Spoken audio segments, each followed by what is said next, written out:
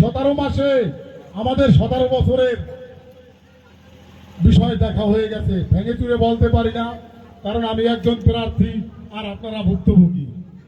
আমিও ভুক্তভোগী যদি না হইতাম তাহলে 5ই আগস্টের পরে আমার রাজনীতিতে আসার কোনো কথা ছিল না, কারণ আমি তো ভালো হয়েছিলাম। আমি তো একজন ব্যবসায়ী, আমি রাজনীতি কেন করব? রাজনীতি করার মতো মানুষ আছে অনেক, তারা রাজনীতি করবে। আমরা ব্যবসা করব, আমরা কৃষি কাজ করব। একটা কথা বলি দাদু, আমি আসার সময় দেখলাম আপনাদের অনেক ফলের গাছ, অনেক কৃষি।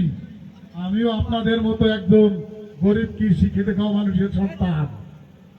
আমি বড় রাজনীতিবিদ বা খুব বড় শিক্ষিত নয়, আমি আপনাদের সন্তান, আপনাদের ভাই।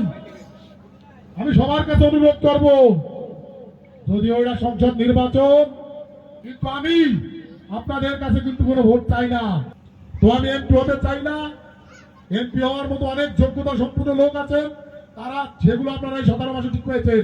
অনেক শক্তিশালী লোক আছে, অনেক প্রভাবশালী লোক আছে। আমি গরিব কৃষকের ছেলে, আমার এমপি হওয়ার জন্য ভোট দিতে হবে না।